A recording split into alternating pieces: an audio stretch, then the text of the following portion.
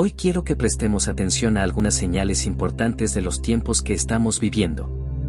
La primera es el alejamiento de muchos creyentes de la Iglesia. No solo hablamos de abandonar la fe por completo, sino de cómo, poco a poco, los cristianos comienzan a comprometerse con el pecado y a normalizar conductas que la palabra claramente desaprueba. La segunda señal es el aumento del trabajo del enemigo a través de medios como la música secular, que cada vez tiene un contenido más oscuro y rebelde, el cine y la televisión, que glorifican el pecado y lo presentan como algo normal. La tercera tiene que ver con nuestra sociedad en general. En 2 Timoteo capítulo 13 nos habla sobre cómo serán los últimos días. El versículo 1 dice, pero debes saber esto, que en los últimos días vendrán tiempos peligrosos. Y continúa explicando por qué las personas serán amadoras de sí mismas, egoístas, desobedientes a sus padres, ingratas, impías, sin amor por los demás y sin dominio propio. Habrá caos moral, falta de principios absolutos, cada quien haciendo lo que bien le parece. Incluso aquellos que dicen conocer a Dios, niegan su poder con sus hechos. Tienen apariencia de piedad, pero no viven en santidad.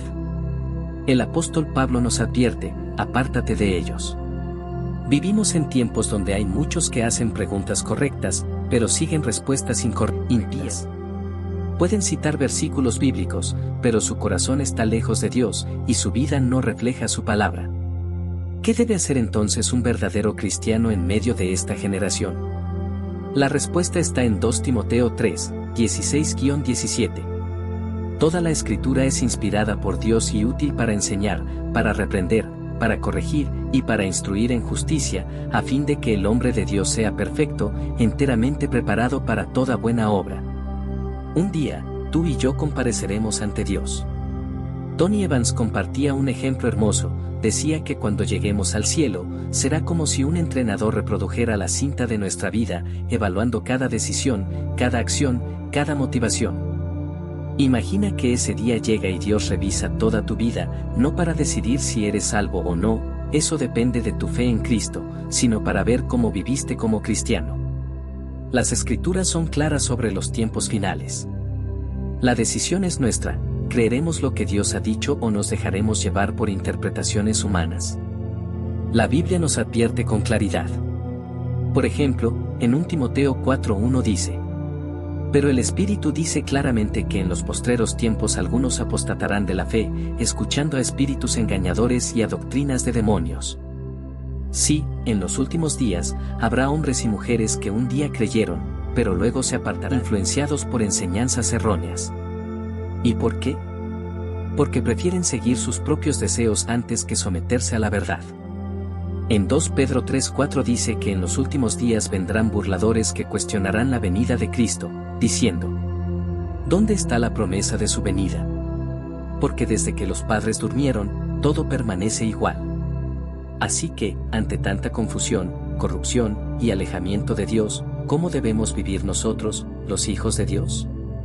Aunque vivimos tiempos difíciles, crisis, desastres naturales, hambre, terremotos, la Biblia ya lo había profetizado.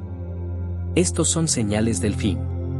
Pero como creyentes, no estamos llamados al pánico, sino a mantener nuestra mirada en Cristo. Hechos 2:17 dice, en los postreros días, dice Dios, derramaré de mi espíritu sobre toda carne. Y en Tito 2:13 leemos, aguardando la esperanza bienaventurada y la manifestación gloriosa de nuestro gran Dios y Salvador Jesucristo. Tenemos una esperanza viva, la segunda venida de nuestro Señor Jesús. No dejes que las noticias ni las circunstancias te roben esa paz. En medio de todo, mantén tus ojos puestos en Jesús.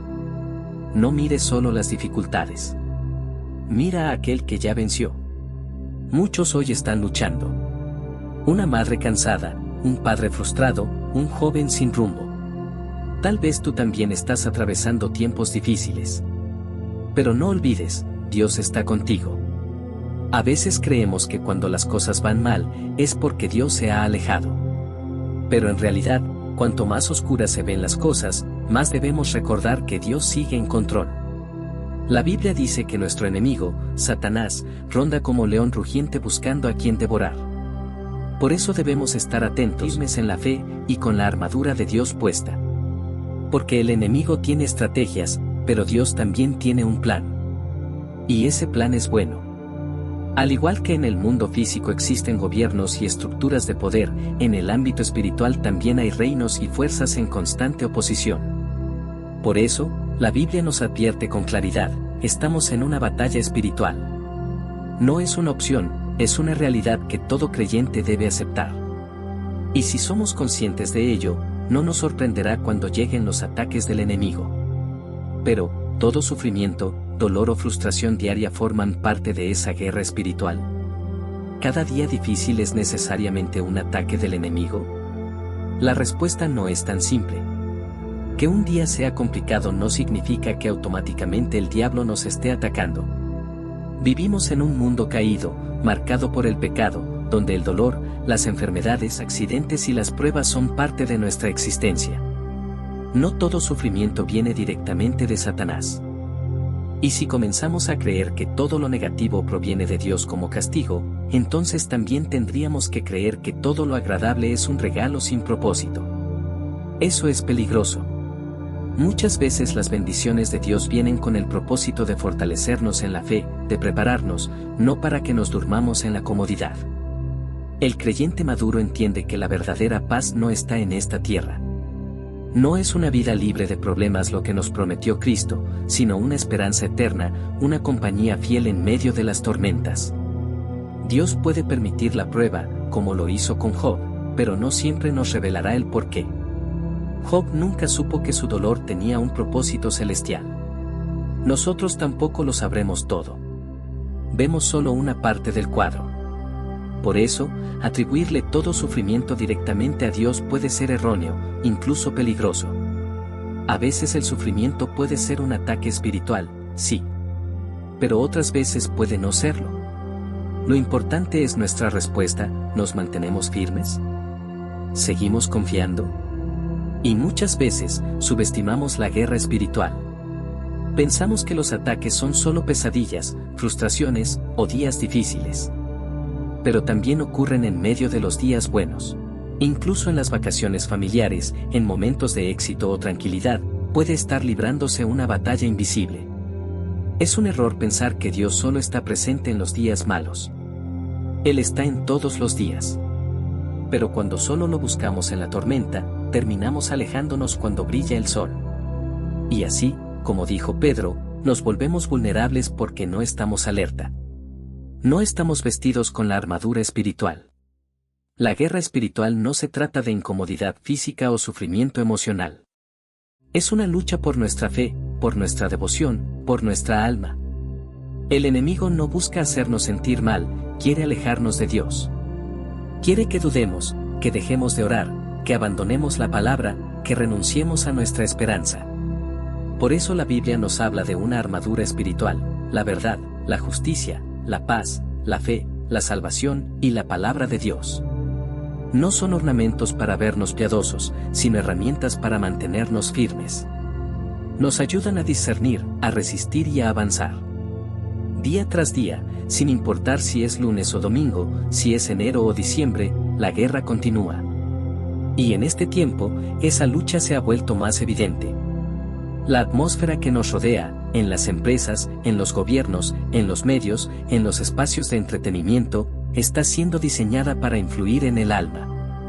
¿Lo has notado? Los estadios están diseñados para crear emociones, las luces, el sonido envolvente, todo está diseñado para provocar una respuesta. Lo mismo sucede en el cine, en los clubes nocturnos, incluso en algunas iglesias. Todo se trata de atmósfera. Y la atmósfera es poder. Lo sentimos cuando entramos a un lugar lleno de tensión, o a una sala donde reina la paz. Incluso solos, podemos percibir una atmósfera espiritual. Porque habitamos en dos atmósferas, una física, la que vemos, oímos y tocamos, y una espiritual, invisible, pero muy real. Nuestro enemigo no habita en lo físico. Él actúa en lo espiritual. Por eso debemos estar alertas. Cada puerta que abrimos en nuestra vida, lo que vemos, lo que oímos, a dónde vamos, es una posible entrada espiritual. Una puerta abierta en lo invisible puede permitir que el enemigo influya en nuestra alma. Apocalipsis 12:12 lo dice claro: Satanás ha descendido con gran furia, porque sabe que le queda poco tiempo. Él no descansará. Y aunque nosotros seamos hijos de Dios, si dejamos puertas abiertas, Él puede atacarnos. Esa es la naturaleza de la guerra espiritual. Pero no debemos tener miedo. Debemos estar preparados. Dios ha dado órdenes a sus ángeles para que nos cuiden. Él es nuestra roca, nuestro refugio, nuestro escudo. Si permanecemos en Él, no seremos vencidos. Aún así, debemos estar atentos. El mayor error que un creyente puede cometer no es pecar, sino abrirle la puerta al enemigo sin darse cuenta. No lo hará abiertamente, sino escondido detrás de una canción, una serie, una conversación, un hábito, algo aparentemente inofensivo. Porque todo lo que consumimos crea atmósfera. Y si no vigilamos la atmósfera espiritual que nos rodea, podemos absorber cosas que nos enfrían, nos contaminan o nos alejan de Dios. Así como la paz, la fe, la esperanza y la verdad son atmósferas que invitan al Espíritu Santo, también el miedo, la mentira, la inmoralidad o el resentimiento son atmósferas donde el enemigo se siente cómodo. Por eso debemos cuidar dónde estamos, qué escuchamos, qué permitimos. La presencia del Santo no es solo una emoción, es una realidad espiritual. Y podemos sentirla, o apagarla. En la vida, hay momentos en que el dolor es tan profundo que no solo lastima, desgarra. Nos duele el alma. Nos cuesta respirar. Y a veces, todo eso viene no por una enfermedad o una pérdida material, sino por una traición, por una decepción, por alguien que amábamos profundamente. El corazón humano tiene una capacidad inmensa para confiar, pero también para romperse. Las palabras que más hieren no vienen del enemigo, sino del amigo. De ese joven que un día prometía un futuro, o de esa joven cuyos ojos brillaban con esperanza. ¿Cómo explicar ese dolor? La Biblia dice que muchas de esas heridas se abren porque hemos bajado la guardia. Hemos soltado la vigilancia espiritual. Por eso se nos exhorta a correr la carrera con perseverancia, despojándonos de todo peso. La atmósfera espiritual es clave. Si no cuidamos el ambiente de nuestro corazón, le damos lugar al enemigo. Hay lugares donde el enemigo no entra por fuerza, sino porque le abrimos la puerta sin darnos cuenta. ¿Cómo? A través de una actitud, una distracción, una excusa. Por eso debemos estar conscientes de que cambiar la atmósfera espiritual, en nuestra casa, en nuestra iglesia, en nuestro entorno, es parte de nuestra batalla diaria. No podemos dar protección si no estamos dispuestos a actuar. No basta con decir, Señor, protégeme, si a la vez mantenemos abiertas las puertas. Debemos hablar, declarar, honrar a Dios, y crear un ambiente donde su presencia tenga libertad para moverse. Y esta guerra no siempre se libra contra lo evidente. A menudo, las zonas más difíciles en la vida de una persona son aquellas que ni siquiera sabe que existen. Muchos de los problemas que enfrentamos vienen de lugares invisibles, de heridas antiguas, de puertas abiertas hace años. Podemos decir, es normal, así es la vida, o esto le pasa a todo el mundo, pero solo cuando comprendemos la guerra espiritual que enfrentamos, empezamos a ver las cosas desde la perspectiva correcta. La Biblia nos dice en 2 Pedro 3:9 que Dios no retarda su promesa, como algunos creen. Él es paciente, porque no quiere que nadie perezca, sino que todos procedan al arrepentimiento.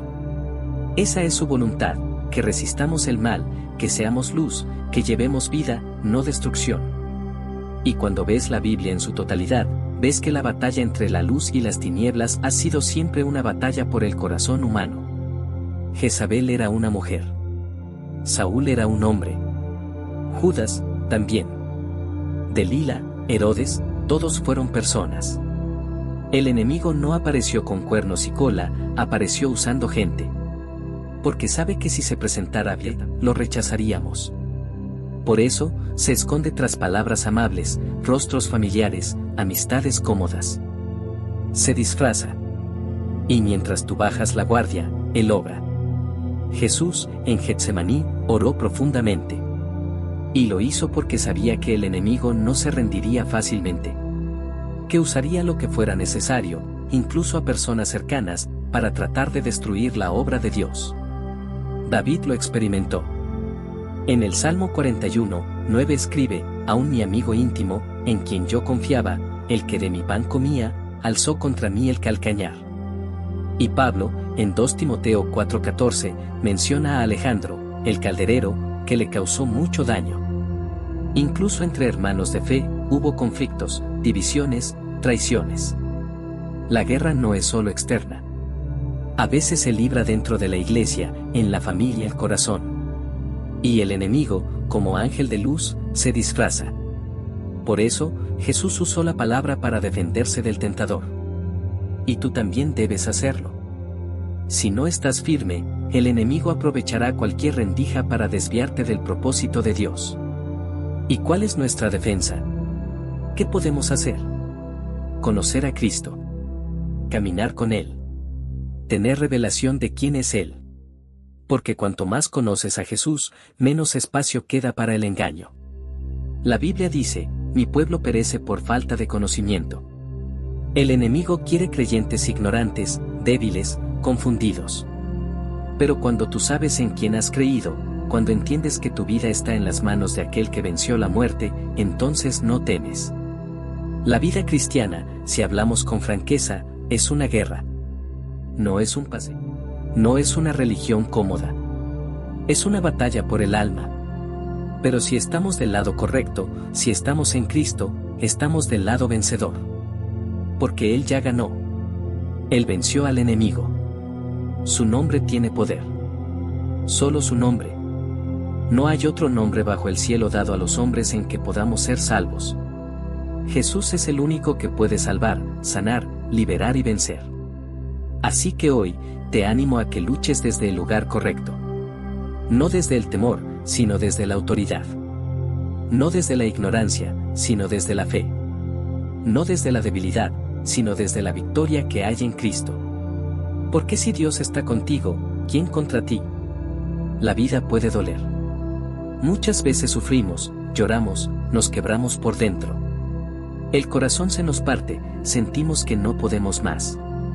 Pero justo ahí, en medio de ese dolor, es donde el coro de la palabra de Dios se vuelve crucial. La Biblia dice que quienes esperan en el Señor, renuevan sus fuerzas. Por eso, nosotros también debemos correr esta carrera con los ojos puestos en Cristo, como lo hicieron los testigos que nos precedieron. En medio de la presión, del ambiente pesado, podemos cambiar la atmósfera con la presencia de Dios. Cuando la atmósfera cambia, también cambian nuestros hogares, nuestros encuentros, nuestras iglesias. Entonces dejamos de vivir a la defensiva.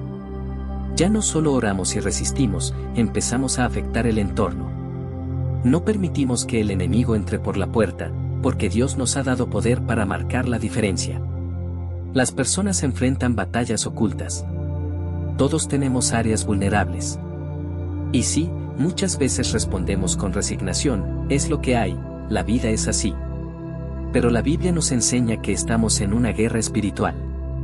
En 2:9 leemos que Dios no se tarda, sino que es paciente, deseando que todos se arrepientan. Cada uno lleva luz o tinieblas. Cada acto construye o destruye.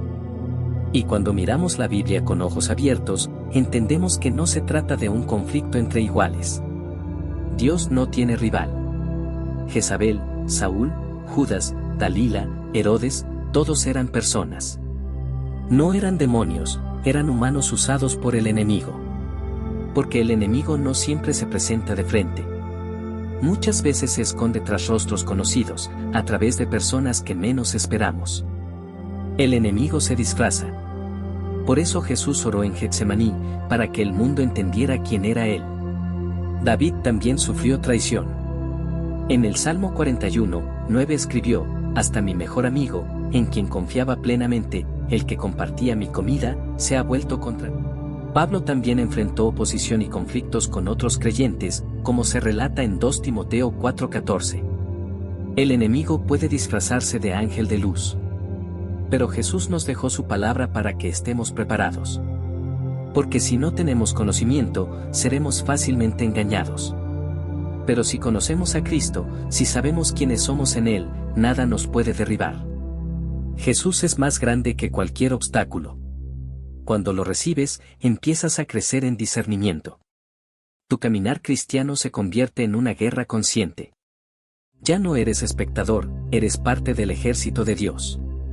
Cuando entiendes que Cristo reina con autoridad absoluta, dejas de temer.